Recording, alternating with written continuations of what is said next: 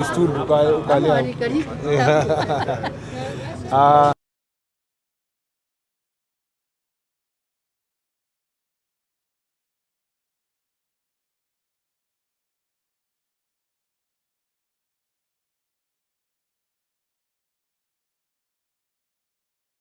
here for our Jukwaa la Usalama Meru chapter.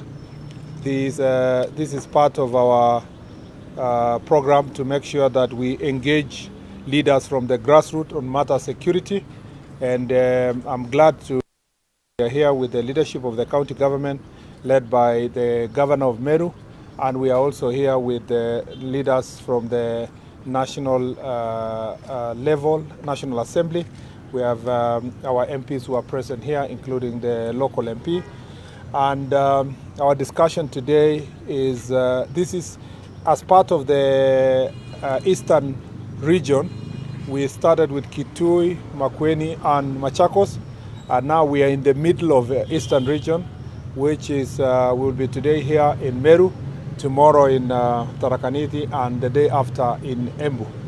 Our objective is to, as has been done in the other places, is to listen to the grassroots leaders, to also assess the security situation here, to look at the challenges that has been faced by the security team from the grassroots, and also agree together on the suggestions of the way forward. As I briefed the country when I was in Kitui, the challenges of eastern region are almost similar. Here, particularly in Meru, we have part of our biggest challenge is to deal with the question of banditry. Meru, for the many years, has faced the problem of cattle raids, which lead to killing of civilians, injuries, and also stolen livestock. For the last 2 years, a lot of work has been done in this county to deal with this question of banditry, having been assisted by improved security equipment, but also improved strategy, formed up units which are present here. We have 11 formed up units and stations in between the county of Isiolo and the county of Meru, where we have the biggest problem of banditry. Most of these bandits come all the way from Samburu, some from Isiolo, and they have caused havoc in this county. I'm glad to report that a lot of progress. The statistics show that there has been significant reduction from last year, but the problem has not been eliminated. And our duty today is to farm up more strategies, building on the meeting I had in Isiolo with some of the leaders from grassroots to ensure that we eradicate this problem. We will be looking at infrastructure issues like security roads. We'll be looking at proper vetting and deployment of the NPR, and we'll be looking at replacement of NPR. There are a number of NPR. Some were killed, as you know, but some also have since deserted duty. Some perhaps involved in drunkenness and all that, or in discipline. We are going to make sure that replacement is done, but also we are going to vet those who are already in office to make sure that they are fit for purpose and they are serving the community. This exercise, I instructed that it must be done at the grassroots, in public barazas led by the sub-county security team with the chiefs on the local areas to make sure that the right people are identified by the people, because these are officers that are going to serve and be with the people in the grassroots. We have also the other problem that is common, that now is common in many parts of the country, but which was also a very big problem in Kitui, is the problem of boundary. The Meru County has boundary challenges with Isiolo County and boundary challenges with Tharaka Nithi County. As you know, there has been task force reports to work on this issue, and this task force report has not been implemented for many years, and the challenge still persists between Meru and Tharaka Nithi. And also we have the question of conflict between farmers and herders on the side of the Isiolo side. Again, we are going to find better ways of working out this issue. We know that this is not a one-off answer, but listening to the people from the grassroots, we will be able to build on the other proposals that have been made in other counties that have boundary challenges, so that, as I promised, we have a one approach nationally. For those who follow on these issues of boundary, you know that the debate is whether we are drawing boundaries or we are marking the existing boundaries. Already these boundaries are marked in the relevant maps of 1992 that demarcated the districts then, which are now counties. And so the real task, if you ask me, is to just find the relevant institutions and officers who are going to locate and mark the boundaries so that we can avoid this conflict. We anticipated this long ago in the Senate. We tried to come up with a legal framework. We didn't succeed, and I think this is something that we need to revisit to make sure that our people live in peace. The other challenge we have in this Meru is the question of illicit brew, drugs and drug trafficking, and human trafficking, and the presence of aliens because of the proximity of this county, the strategic economic importance of this county, and its proximity to our border through Isiolo to Marsabit. And we have been carrying out serious crackdowns, and this is ongoing. We are going to discuss the strategies that can deal with local brews, but also these other adulterated illicit brew, second generation alcohol that is sometimes being manufactured in this county. And we have identified some of the actors. Some have been arrested and others are still being pursued to make sure that we deal with drugs and illicit brew in this county. These are some of the issues already I have been briefed by the Security Committee. The rest will be discussed, and we will give you comprehensive position later. We will be here for 3 days, this region for 3 days, and today I look forward to a very robust and meaningful conversation. I must say that we are getting more value from the Jukwaa la Usalama than I anticipated when we started.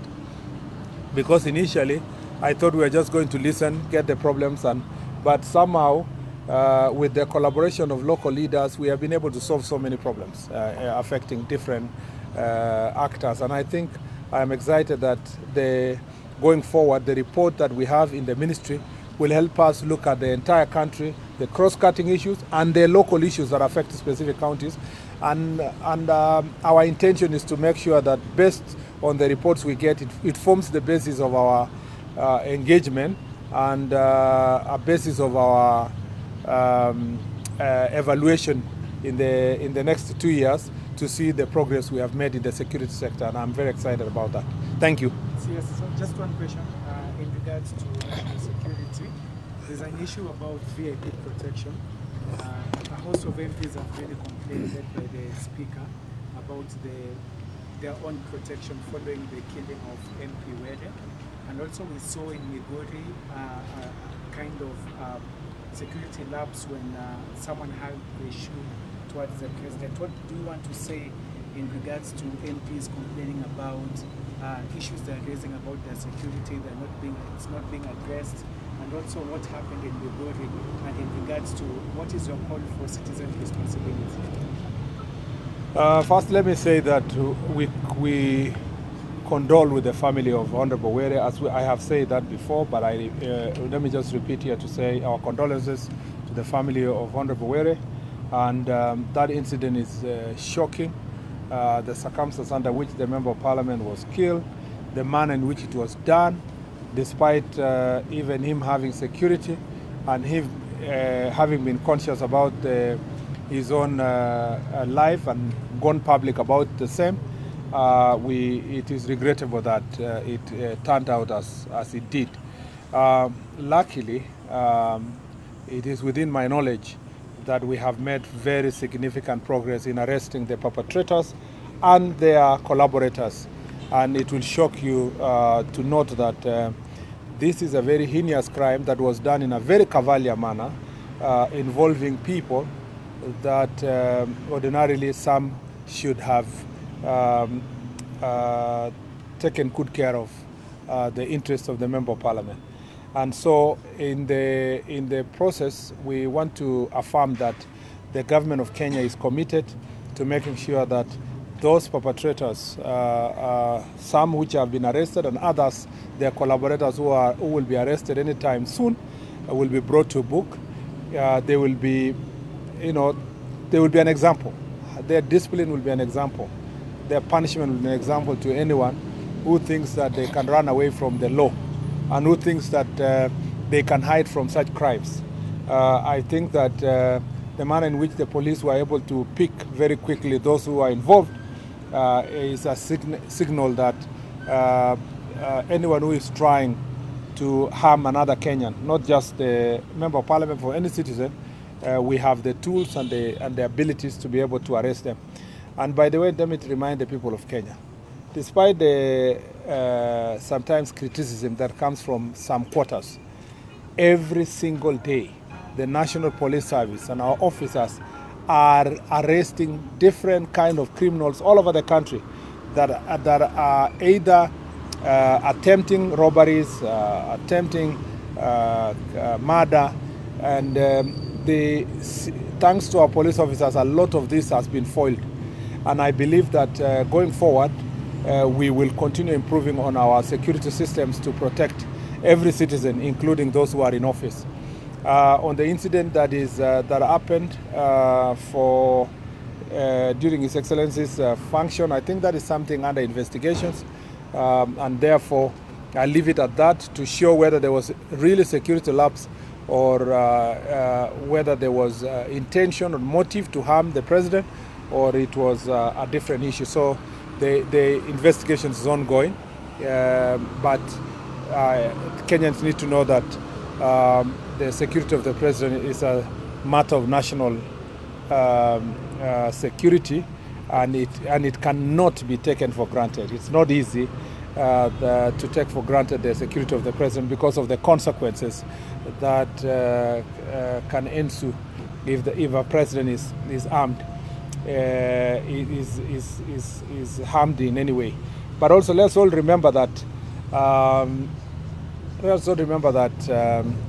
there are always very evil people all over the world that try to attack VIPs, citizens, and so forth. And so our security forces are alert insofar as that issue is concerned. But for Honorable Were's situation, you will be getting the final comprehensive report from the security officers, thanks to the thorough investigations that have gone into it, and the collaborators that will also be arrested, considering that the other suspects have already been arrested. MPs safe? MPs safe? Yeah, not just MPs, the people of Kenya are safe. It's our duty to protect all the people of Kenya. It will be responsible of me as a Cabinet Secretary for Interior to focus on a certain class of citizens and say ministers should be safe, MPs should be safe, or MCS should be safe, or governors should be safe. Everybody must be safe in his own country. We must live in a nation where everybody feels safe. And that is our duty, to make sure that regardless of your position, you are safe, and that is our responsibility. And so these incidences of robbery here, assault here, murder here, helps us to improve on our systems, improve on our technology. You will know from the evidence that came as a result of the attack of and killing of Honorable Were, the technology that we have has enabled the police officers to quickly arrest all those people. So that's why I'm warning people who are imagining that they can get away from it. They will not, and therefore they just better choose peace and choose the right path, because the punishment will be severe. Yes. Sorry, then I'll come to you. Waziri, katika majukwaa ambayo yalipita uligusia kuhusu matumizi ya mitandao na pia ukaonya rais aliyestaafu Kenyatta sana pengine na kuwachochea vijana kuhusu matumizi ya mitandao, na pia amezungumza ndugu yake Kenyatta kwamba vijana wasizuiwe, kuashiria kwamba wizara yako inakandamiza ama inazima sauti ya vijana ambao wanatumia mitandao. Unajibu gani? Itakuwa ni makosa kusema kwamba kila wakati Mkenya yoyote akiwa ku-encourage, ni kusema ni kwa Kiswahili, kuhimiza.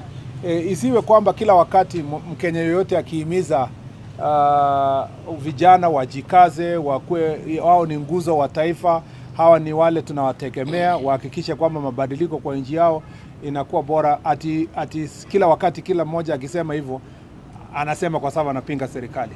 Hiyo ni interpretations yenu. Mtu yeyote mwenye ana challenge, ana encourage vijana wajikaze kwa kimaisha, wajikaze kwa kuongozi, wajitokeze kuongoza taifa. Mimi pia ninataka kusema hivyo kwamba ninawasihi vijana wote wa Kenya wachukue jukumu lao la kuhakikisha kwamba wanajiingiza katika uwanja ya uongozi katika taifa, kwa sababu tunahitaji uwezo wao, tunahitaji nguvu ya vijana, tunahitaji akili mpya ya vijana kuhakikisha kwamba uongozi kwa taifa letu tunasonga mbele. Pia ninakubaliana kwamba vijana wetu wakuwe kipaumbele kupigana na ufisadi, kupigana na maadili, kuhakikisha kwamba maadili mema yanahimizwa katika taifa na kupigana na mabaya yanayoendelea katika nchi. Wakiona kwamba kuna mtu yeyote katika serikali amekosea, kama ni kwamba ya mambo ya ufisadi, kama kuna mtu yeyote amekosea ama legea katika kazini, ninaomba vijana wakuwe nguzo ya taifa kusimama kuhakikisha kwamba mabaya kwa taifa letu yazikite misisi. Kwa hivyo mimi itakuwa makosa sana kusema kwamba Mkenya yeyote mwenye anajaribu kuwatia moyo vijana wajikaze, kutia moyo vijana wahakikishe kwamba wamesimama katika uongozi, kutia moyo vijana kwamba sauti yao lazima isikike. Hakuna makosa yoyote, mtu yoyote atasema hivyo. Yale ambayo tulikuwa tunapinga ni watu ambao watatumia vijana vibaya, waseme kwamba mjitokeze mfanye fujo, mjitokeze mfanye matuzi, mjitokeze mfanye vita. Hapana, mimi nataka vijana wote, na hiyo ni haki yao, hata nisiposema ni haki yao, kwamba vijana wote lazima wajitokeze kuhakikisha kwamba kuna maadili mema katika taifa letu na kwamba uongozi wa taifa letu inakuzia zaidi mambo ya kupeleka nchi yetu mbele. Pole, Kiswahili imenilemea kidogo. Yes, last one. Yes, and maybe and the lady will be the last. Our security agencies intercepted IDs and routes to Murkomen. And as a country, are we prepared for if there may be an attack, a terror attack? Are we prepared? And what was the situation now that those IDs were recovered and routes to Murkomen? Maybe you're just hearing one incident. Yeah, for us who are sitting on this side, we get numerous thousands of reports from the security sector of the work that is being done by our men and women to keep our country safe. So just one incident like that is appearing in the media is not compared to many other issues that are happening behind the scenes that the police do not announce to make sure that the country is safe, weeding out of criminals, aliens, characters who are attempting all kinds of crimes in the country. And this is work that is happening quietly in silence behind the scenes, and it's rarely reported. So I just want to say why those IEDs were confiscated is specifically because the security is working and they have been monitoring and following all those issues. So that's one of those reported incidents, but there are many others, including very serious ones, that police officers always stop, and characters being arrested, aliens being returned, border being protected. There's a lot of work our security service is doing that perhaps is not in public eye, but who are working very hard to make sure that as we sleep at night, we are sleeping knowing that somebody out there is taking care of our security. The last one. Asante sana, mimi naitwa Frida Loina kutoka Tulize FM. Swali langu ni kwamba Tulize FM, yes. Katika maeneo ya Tigania, especially Murkomen, vijana wengi wameacha kwao wakaenda kule kaskazini mwa taifa kutafuta ajira.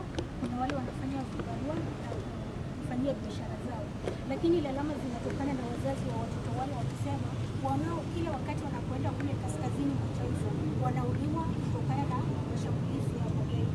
Je, wewe kama waziri wa usalama wa ndani una hakikisho lipi kwa hao wazazi kutoka maeneo ya Tigania? Kaskazini, you mean the northeastern part? Yeah, okay. Ningesema kwamba kila kona ya Kenya iko na challenges tofauti ya mambo ya security, na kwa sababu ya border yetu na Somalia, upande ya northeastern ya Kenya iko na challenges ya security fulani ambayo kila mmoja anajua kwamba nchi jirani kuna wale watu wa Al-Shabaab na wengine wenye wanajaribu kuingia nchi yetu mara mingi, na kuna mikakati ya kiusalama imewekwa ya kuhakikisha kwamba kila mmoja anawekwa salama. Kwa mfano imewekwa kwamba wakati watu wanaenda barabara fulani lazima wapitie escort ya polisi, na polisi wamewekwa tayari, lakini utapata mara nyingine kuna watu ambao hawatangojea hiyo escort ya polisi, wanataka kujiendea wenyewe. Mara nyingine kuna masaa ambayo imekubaliwa na county security team kwamba tutaondoka saa 2, lakini utapata mtu anaondoka saa 12 asubuhi. Kwa hivyo ninaomba watu wote ambao wanaenda kutafuta kazi katika sehemu hizo ambazo kuna security operation wafuate ile maagizo ama zile njia imewekwa na njia ya usalama yenye imewekwa na security team kwa kila county, ili tuhakikishe kwamba usalama ya kila Mkenya inafuatiliwa. Kwa watu wengi sana wako huko northeastern wanafanya mambo ya quarry kwa sababu ni perhaps ni biashara nzuri katika sehemu hiyo, lakini kuna mikakati ya kisheria imewekwa ya kwamba wataenda quarry namna gani, watarudi namna gani kwa mahali penye wanaishi.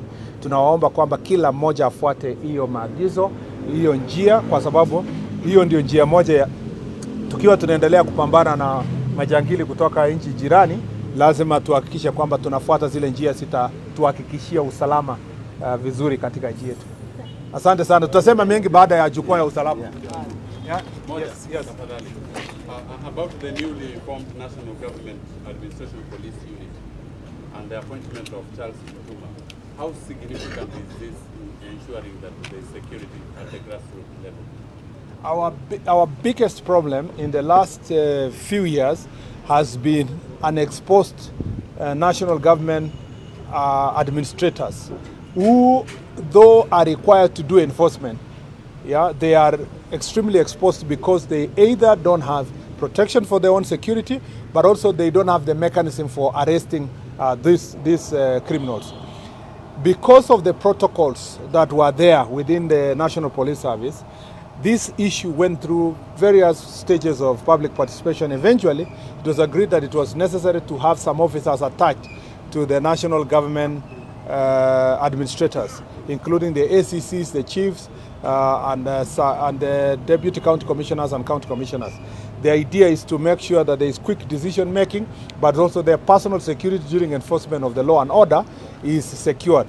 That is why you have situations where chiefs have been killed, their houses burned, they have had so many problems. Every time, in fact, in banditry prone areas, most of the chiefs are threatened because they are told if you give out information related to a bandit or if you try to arrest them, your life is in danger. So this unit and the appointment of the commander of the Ngapu unit, Mr. Mutuma, is going to help us. It is part of the steps towards operationalization of that policy that I launched earlier this year, that is going to help us resource the national government administrators to make sure that they are able to respond to the challenges that they face in different parts of the country.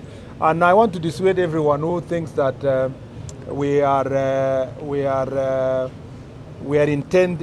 any ulterior motives. I want them to understand that you just need to be a chief in Elwak or somewhere in Moyale or somewhere in Samburu or somewhere in Baringo Tiati or somewhere here in the border of Meru and Isiolo. In most of the places here, the chiefs are facing serious challenges because their lives are in danger.